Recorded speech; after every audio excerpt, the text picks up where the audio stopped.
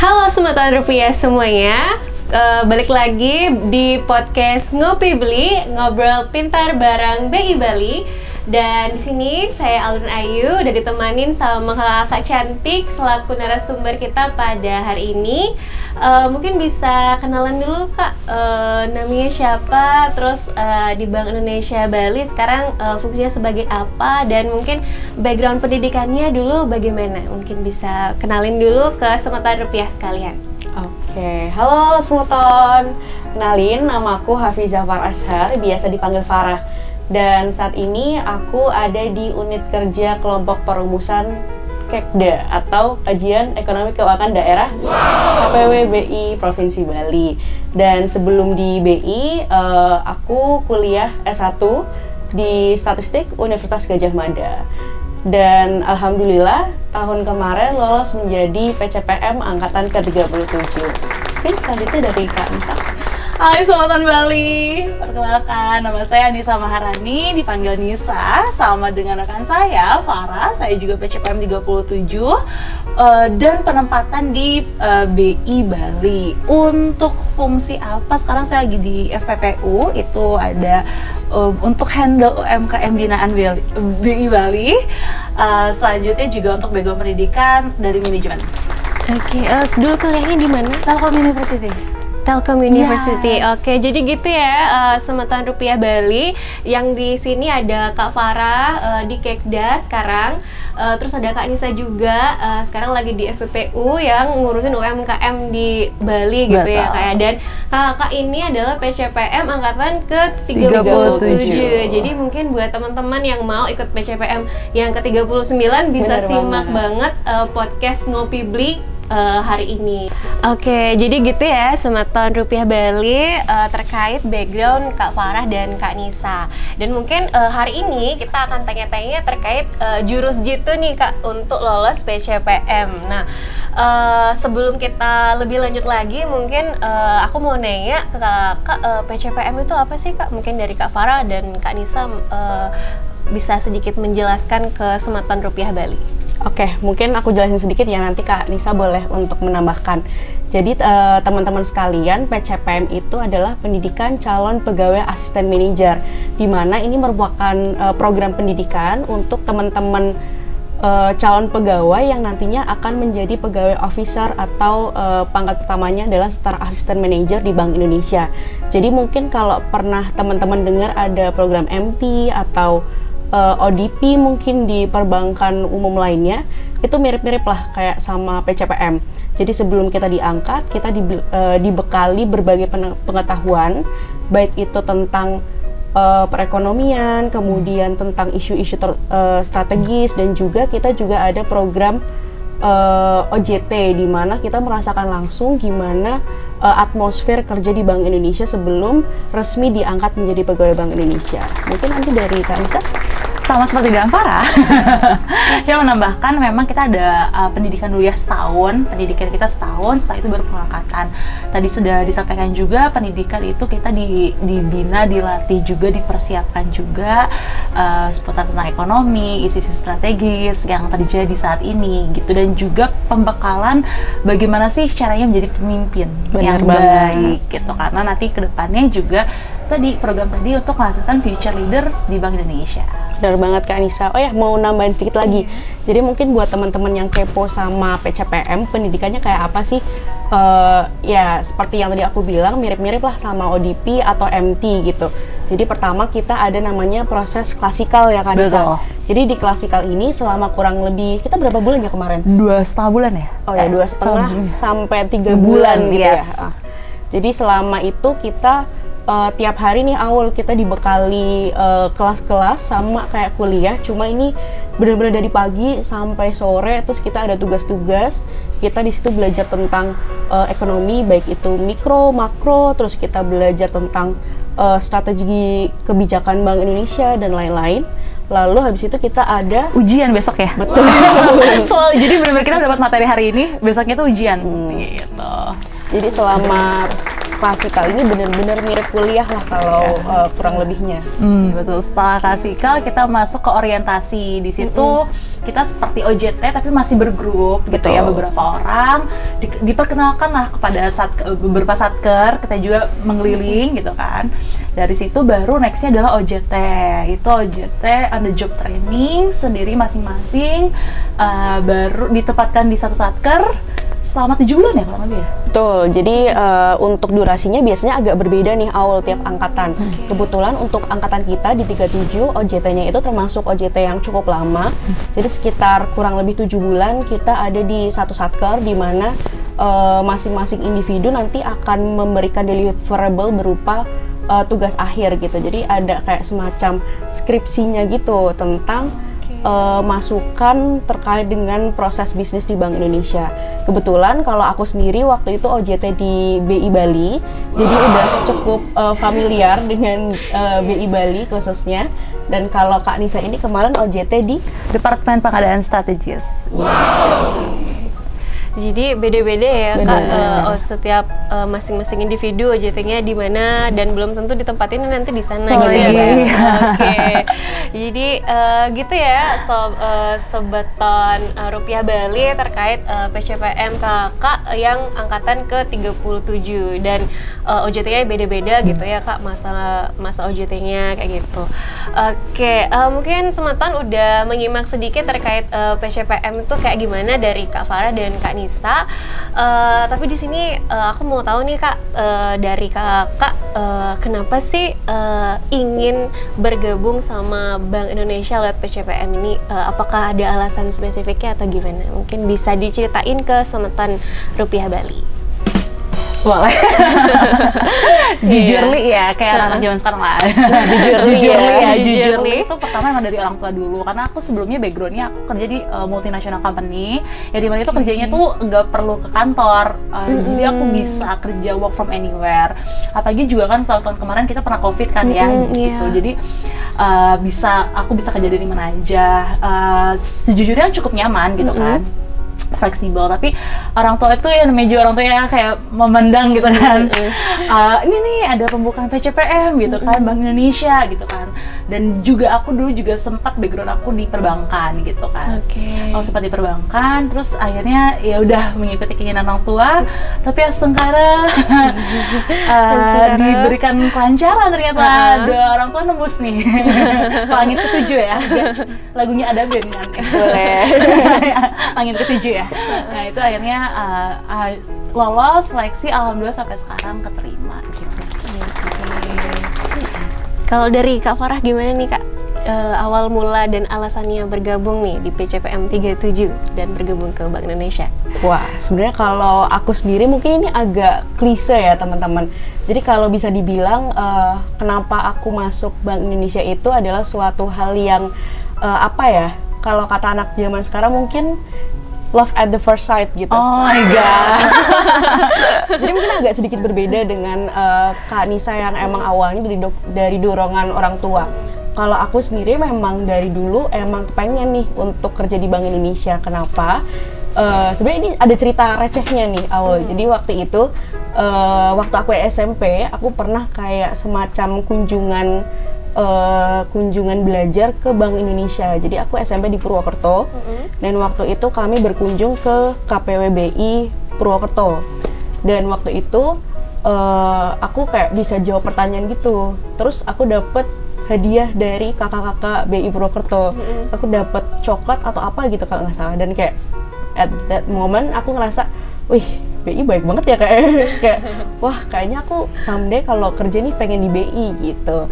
Nah, kemudian singkat cerita, waktu kuliah aku juga gabung di Genbi sama kayak Aul. Jadi aku ikut Genbi, aku aktif di baik Genbi UGM, juga di Genbi Yogyakarta. Dan di situ aku juga lihat lebih banyak lagi tentang sebenarnya BI itu ngapain aja, terus kayak programnya BI gimana aja.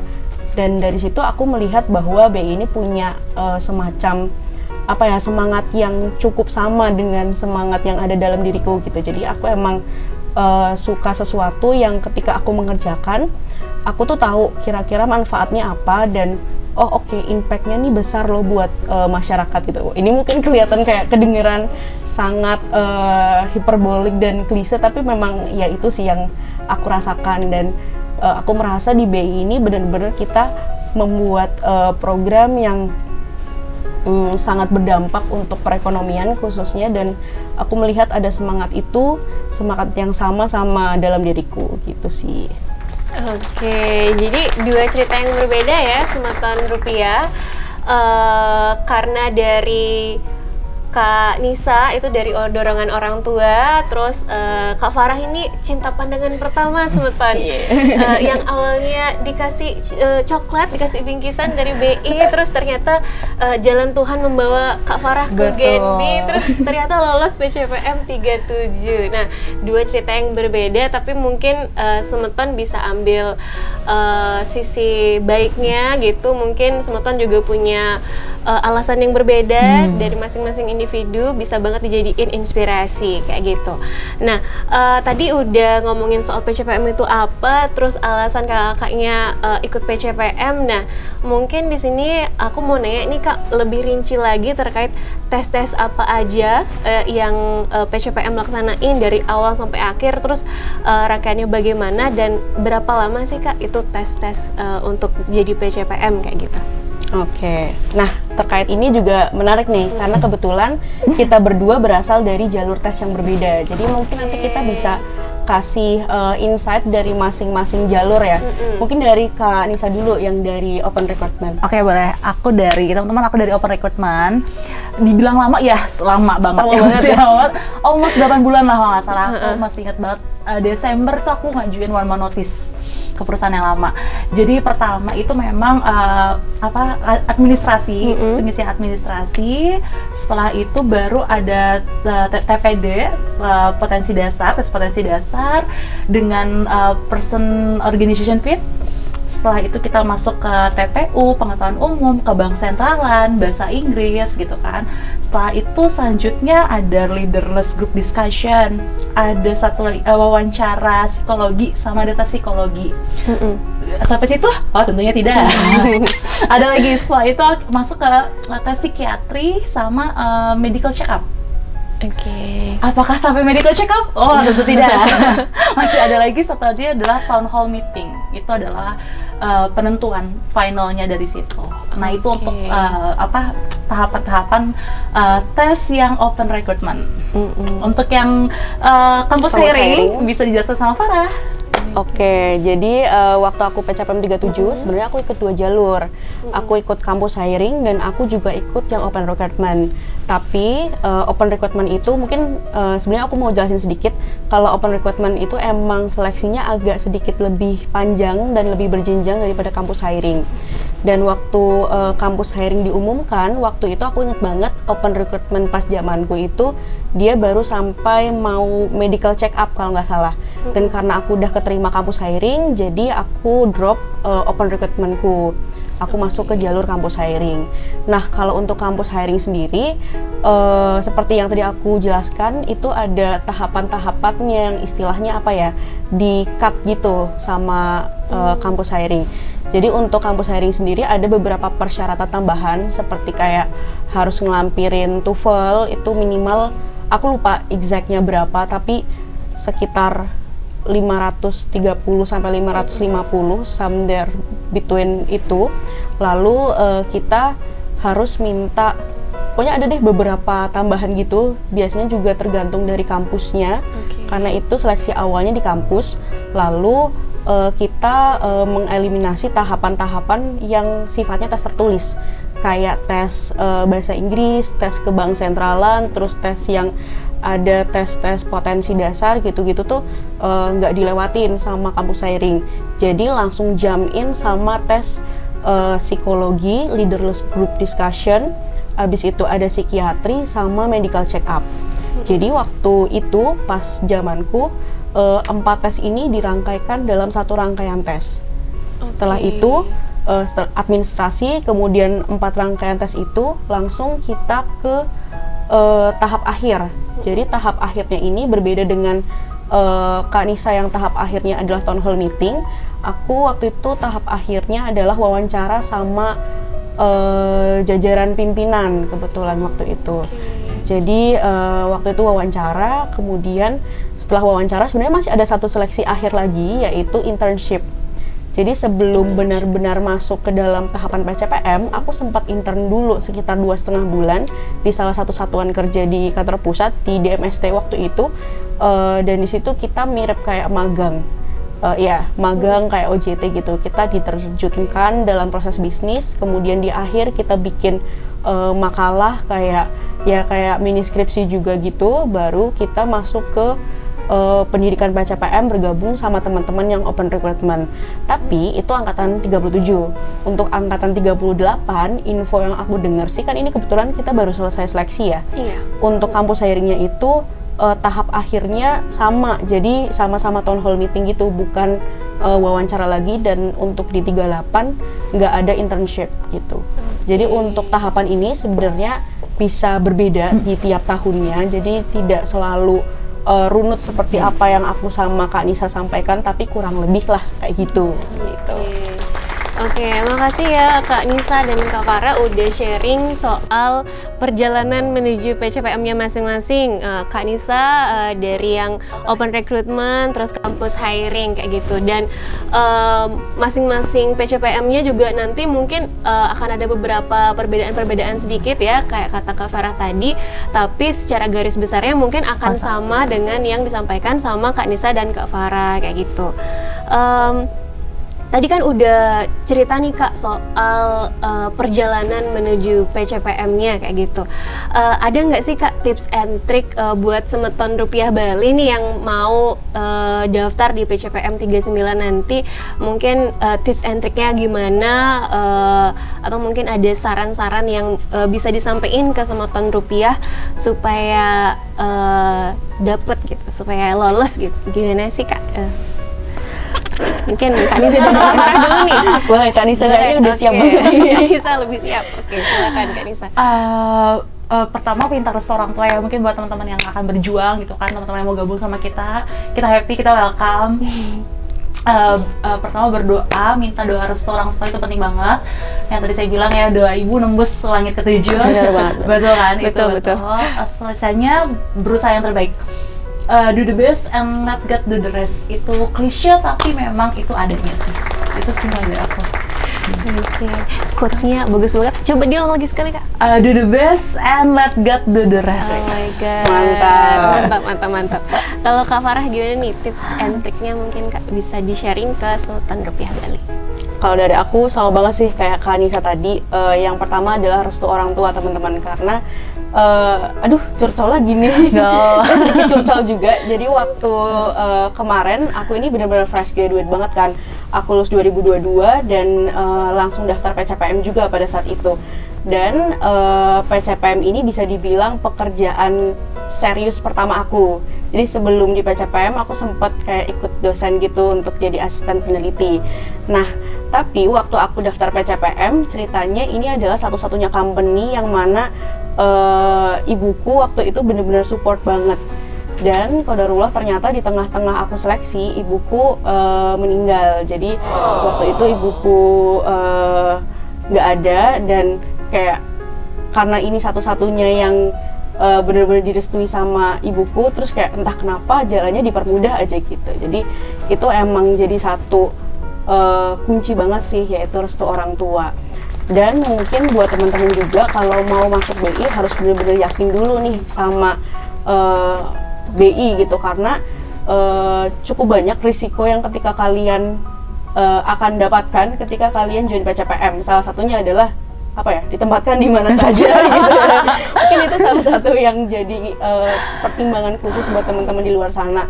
Jadi pikirkan matang-matang ketika kalian once daftar PCPM diterima sebagai pegawai Bank Indonesia, harus siap ditempatkan di mana saja di seluruh Indonesia, bahkan di luar negeri ya, juga KPWLN, memungkinkan ya Kak, benar banget. Jadi emang harus dipikirkan, dan kalau kalian benar-benar suka sama pekerjaan yang akan kami lakukan, itu juga perlu dipikirkan. Teman-teman bisa cari-cari dulu nih kira-kira BI itu ngapain aja lewat website Bank Indonesia. Betul, itu lengkap banget nih, bisa dicek. Itu juga bisa buat bahan belajar juga ya, Bank sentralan. Tips and trick. Tips and trick selanjutnya. Oke. Gitu sih. Jadi gitu ya dari Kak Nisa, quotes-nya tadi diingat-ingat lagi teman-teman. Terus dari Kak Farah, mungkin keduanya hampir mirip ya teman-teman. Gimana harus berdoa dulu, harus minta restu dulu dari orang tua, terus harus yakin sama diri sendiri dan yakin sama Bank Indonesia juga. Mungkin itu tadi terkait tips and triknya. Pantengin terus website Bank Indonesia, terus media sosialnya juga jangan Bener lupa ya Kak. banget. Masing-masing daerah dipantengin terus, siapa tahu ada info-info terbaru kayak gitu. Dan harus fasih juga sama ke bank sentralan gitu ya Kak. Dan selanjutnya nih Kak, aku mau nanya lagi, kesan dan pesan atau mungkin ada pengalaman-pengalaman menarik, lucu gitu selama tes PCPM, mungkin bisa di-sharing juga nih Kak ke Sobat Rupiah Bali. Boleh, sekarang dimulai dari Farah. Oke. Thank you loh. Apa ya? Karena kamu jawab, aku berpikir. Oh gitu, baik. Pengalaman lucu ya. Atau kesan pesan atau gimana? Oh oke. Kayaknya kalau pengalaman lucu nggak ada sih. Kayaknya nggak ada lucu kalau selama proses aku seleksi ya. Cuma mungkin yang berkesan adalah waktu itu aku kebetulan seleksi akhirnya kan tadi aku cerita aku wawancara. Aku wawancara di Surabaya waktu itu. Dan waktu aku wawancara adalah kayak satu pertanyaan yang aku tuh bener-bener ngeblank gitu, nggak bisa jawab. Tiba-tiba ditanyain gini, coba, aku lupa kalimatnya gimana, tapi kurang lebih kayak gini. Coba jelasin dong ekonomi syariah tapi dalam bahasa Inggris gitu. Ya mungkin kebetulan waktu itu pewawancaranya lagi iseng atau gimana ya. Terus kayak, waduh, tiba-tiba di saat itu aku nge-freeze, kayak otakku nih nggak bisa berpikir gimana cara merangkai kata-kata, kayak ada di dalam otak tapi nggak bisa keluar gitu. Terus kayak bingung banget tuh mau gimana. Habis itu akhirnya mungkin dari pewawancaranya, oh kasihan nih anak udah kebingungan gitu kali ya. Akhirnya digantilah pertanyaan lain, dan karena aku sudah tidak terlalu nervous jadinya aku bisa jawab. Terus kayak keluar ruangan aku udah sedih banget tuh, kayak galau, waduh kayaknya nggak keterima nih gara-gara nggak bisa jawab pertanyaan tadi gitu. Ternyata kayak alhamdulillah lulus aja gitu. Jadi buat teman-teman kalau misalkan nanti dalam proses seleksi kayak merasa waduh kayaknya ada yang kurang deh, ada yang gimana gitu, tapi teman-teman jangan khawatir. Kalau emang rezeki teman-teman di PCPM, kalau emang takdirnya masuk BI ya pasti lulus aja kok. Mantap. Oke, jadi gitu ya Semeton Rupiah Bali dari Kak Farah, pengalamannya selama interview. Ada yang nggak bisa jawab terus udah takut nih, nggak keterima atau gimana, tapi karena jalan Tuhan sekali lagi keterima ya Mbak ya. Oke, jadi itu dari Kak Farah nih. Aku mau nanya nih ke Kak Nisa, mungkin karena beda jalur ya sama Kak Farah, mungkin ada cerita lain nih selama menuju PCPM-nya nih, mungkin Kak Nisa bisa. Oke, tadi Farah tuh udah cerita ya, cerita-cerita yang berkesan gitu kan. Kalau aku lebih ke kesan-pesan aja gitu ya. Maksudnya ternyata alhamdulillah masuk BI itu jadi mengetahui gitu loh. Jadi emang BI kan tagline-nya adalah ada di setiap makna, dan itu memang benar, terutama pada saat saya penempatan di Bank Indonesia Bali ini. Saya terjun langsung ke masyarakat. Kebetulan saya handle UMKM, yang dimana ternyata memang kan seperti teman-teman tahu, UMKM itu penyumbang GDP terbesar di Indonesia gitu kan. Apalagi membuka lapangan usaha, lapangan pekerja juga orang-orang lokal lagi gitu, orang-orang kita lagi, dan itu memang membuat kan perekonomian jadi lebih baik. Jadi emang apa yang kita lakukan itu tuh bener-bener real gitu kan ya, dengan program-program strategis BI gitu, bener-bener terjun untuk masyarakat, dan jadi istilahnya dari masyarakat untuk masyarakat gitu. Gitu sih kesannya. Oke, jadi itu nih kesan pesan dari Kak Nisa dan Kak Farah soal selama tes PCPM-nya dan mungkin sampai ke penempatannya sekarang ya di Bank Indonesia Provinsi Bali kayak gitu. Sama pertanyaan terakhir nih mungkin ya untuk Kakak, karena tadi kita udah ngomongin dari awal sampai akhir sampai kesan pesan gitu ya Kak. Mungkin ada nggak sih referensi atau bahan yang harus dipelajarin buat teman-teman yang mau daftar di PCPM ke-39 nanti. Mungkin dari Kak Farah sama Kak Nisa bisa sharing soal referensi bahan belajarnya atau persiapannya nih kayak gimana? Oke, referensinya adalah tidak lain dan tidak bukan website Bank Indonesia. Website Bank Indonesia. Bener banget. Jadi di situ udah lengkap banget ya teman-teman, mulai dari ke bank sentralan, terus kayak tugas BI itu ngapain aja, terus di situ juga ada penjelasan terkait dengan mungkin struktur organisasi. Iya, ada informasi mungkin umum. Fun fact ya, waktu pas aku tes ke bank sentralan tuh aku ditanya soalnya adalah siapa deputi gubernur senior Bank Indonesia. Kalau aku nggak buka website Bank Indonesia, mungkin aku nggak bisa jawab. Itu satu soal pertanyaan berharga kan ya. Betul. Memang itu lengkap sekali sih, website Bank Indonesia itu bisa diandalkan juga. Betul banget. Bisa belajar dari situ, terus untuk belajar lainnya ya Internet lah sama tes-tes kerjaan lainnya ya. Betul. Oke, jadi tak lain dan tak bukan ya Kak, website Bank Indonesia udah pasti terpercaya dan semuanya ada di sana ya Kak? Lengkap. Lengkap. Oke, dari informasi PCPM, kebijakan-kebijakannya itu udah sampai di sana. informasi umum juga ada di situ sampai semuanya. dikulik-kulik aja di sana gitu ya. Oke, jadi itu tadi Semeton Rupiah Bali yang terutama ya yang mau daftar PCPM ke-39. Tadi kita udah sharing bareng Kak Farah dan Kak Nisa yang alumni ya PCPM 37. X ya. Masih dong selalu melekat deh. Iya, selalu melekat gitu ya. Dari PCPM 37 dan sekarang di Bank Indonesia Provinsi Bali. Tadi kita udah sharing-sharing dari awal sampai akhir soal PCPM kayak gitu.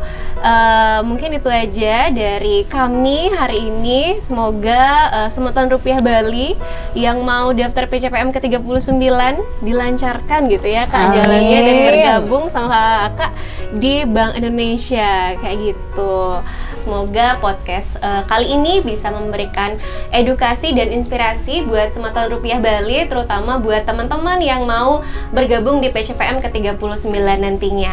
Dan jangan lupa nih Semeton, senantiasa buat like, comment, share, sama subscribe. Ikutin juga semua media sosial dari Bank Indonesia Provinsi Bali. Itu kita punya Instagram, kita punya X ya namanya sekarang ya Mbak, X, terus kita punya Facebook juga, jangan lupa juga YouTube, dan nantinya podcast kita juga bakalan ada di Spotify nih Mbak. Wow, emang boleh sekeren itu. Iya, karena kan kita harus kekinian gitu Mbak, harus keren gitu. Menyamai Gen Z Gen Z gitu. Mungkin itu aja Semeton Rupiah Bali. Sampai jumpa di podcast Netizen selanjutnya. See you, bye-bye. Terima kasih.